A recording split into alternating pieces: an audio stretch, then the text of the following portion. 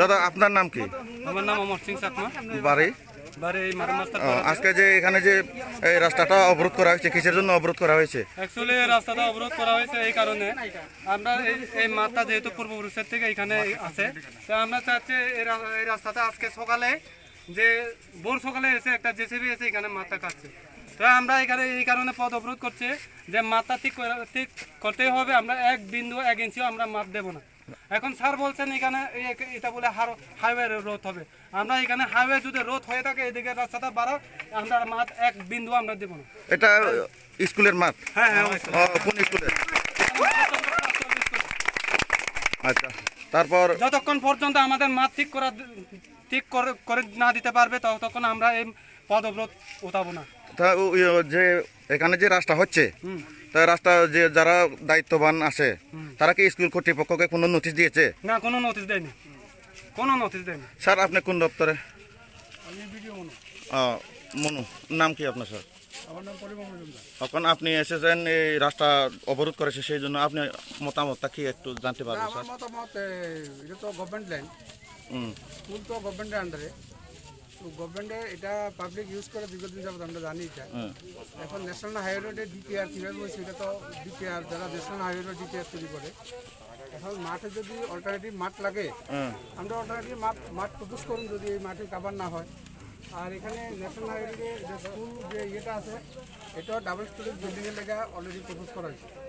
কারণ এই ময়নামার আরেকটা জায়গা আছে, ওই জায়গার মধ্যে ডাবল স্টোরেজ বিল্ডিং, পুরো বিল্ডিং এটা, এই জন্য একসঙ্গে এগুলিকে প্রপোজ করা হয়েছে।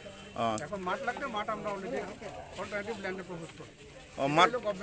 আচ্ছা স্যার, ওই মাঠটা কত দিনের ভিতরে বা কত মাসের ভিতরে হবে আপনার বিশ্বাস? এইটা national highway double storage building প্রপোজালের পত্রে স্যাংশন পত্র এখনো আইছে না, আইলে এটা হয়ে যাবে। কতদিন হইব তো এটা আমি বুঝতে পারতাম না, কারণ এটা 3 মাসও লাগতে পারে, 4 মাসও লাগতে পারে, 5 মাসও লাগতে পারে, 1 বছর লাগতে পারে। এখানে তো এই লংথ্রাইবের এরিয়াতে স্যার আমার জানা মতো, হ্যাঁ, অ্যানুয়াল স্পোর্টস হোক, বিভিন্ন ধরনের স্পোর্টস হোক, এই মাধবচন্দ্র স্কুল মাঠেই হয়। হ্যাঁ, যাবতীয় পুলিশের ইন্টারভিউ হোক। আগে ছিল সোলেংটা বাজারের বড় মাঠ ছিল, এখানে সরকারি সামরিক বাহিনীর ইন্টারভিউ পর্যন্ত নিয়েছিল সোলেংটা দ্বাদশ শ্রেণী বিদ্যালয়ের মাঠ। বর্তমানে এটা এখন ছোটো হয়ে গেছে। এলাকাবাসীদের অভিযোগ, আবার যদি পুনরায় এই মাঠটা ছোটো হয়ে যায়, খেলাধুলা শরীরচর্চা করার জন্য, এলাকাবাসীর ভবিষ্যতের প্রজন্মের জন্য মাঠ থাকিবে না বলে এই দাবির জন্য ওনারা বক্তব্য, ওনারা রাস্তা অবরোধ করেছে। গভর্নমেন্ট লেভেলে করে তুমি ডিপিএস ইউজ করা যাবে না, কিছু করা, যদি মাঠটা বাঁচানো যায় ভালো কথা। কথা বলতে হবে, এটা আপনার সঙ্গে কয়েকজন নিয়ে এক্সাম চালালেও কথা বল। আজকে এখানে এসে এখানে রাস্তা তো বন্ধ করে তো মানানো হয় না।